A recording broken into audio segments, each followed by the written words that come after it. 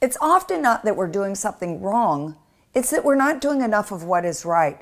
God says in His Word that my people, good people, perish because of lack of knowledge. You're entering into a new year, a new beginning, and God has great things for you in 2018. In fact, the number 18 means to be alive. It means life.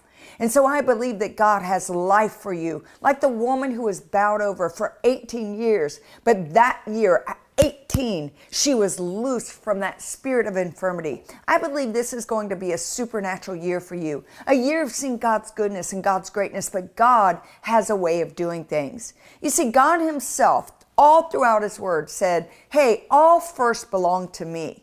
He lays claim to it. He says that first are holy.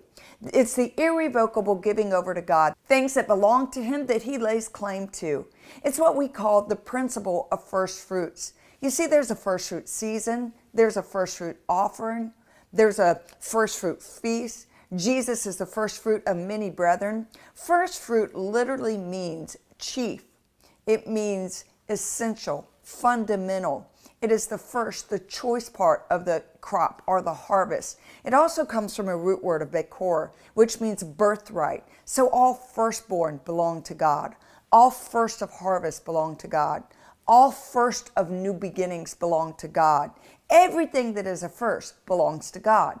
Think about this in Joshua chapter 7. The children of Israel have just entered in and they've conquered. They've gone across the Jordan. They've conquered and now they're getting to their first city. It's called Ai.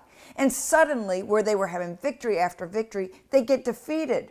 Why do they get defeated? The Bible says that Joshua falls down and he begins to cry out and he's praying. And God says, Joshua, stop praying. Stop crying.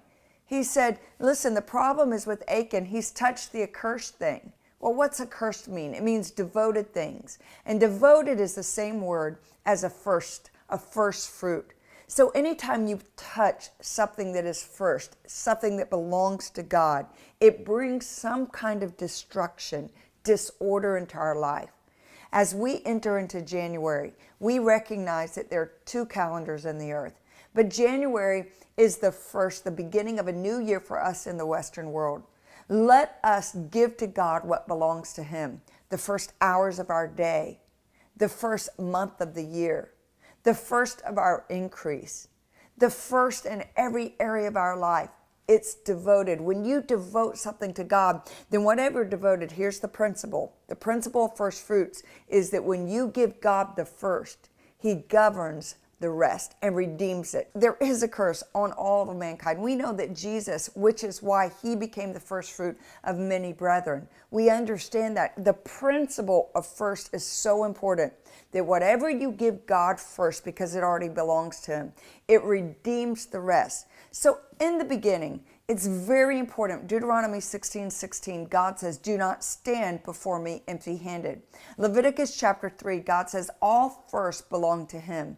All the way through the New Testament, there was a practice of first fruits. Anytime there was a first of something, it belonged to God. In fact, when you get into the book of Acts and you start to really study Ananias and Sapphira, you understand that had to do with the first fruits. That's why all of it was given to the Lord. So at the beginning of this year, I want you to make a commitment. The first hours of your day, give to God. I want you to spend time in prayer. I want you to spend time in His Word. But it's crucial because He says, do not come before me empty-handed. You see, what you do in January, no matter what happens in July or August or September, you literally are sending a signal for the promise which is to come. So it doesn't mean you can dictate or manipulate what's going to happen in July or August, but it means this, that you have put God first in every aspect of this year.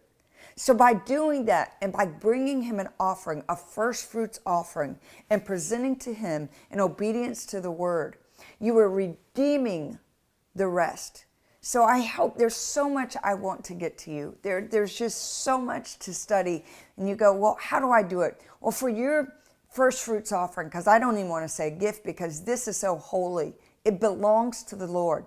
For your first fruits offering, and first fruits is the full of. It's not the tithe. Tithe is 1/10 of your gross income. It's the first tenth, not just any tenth.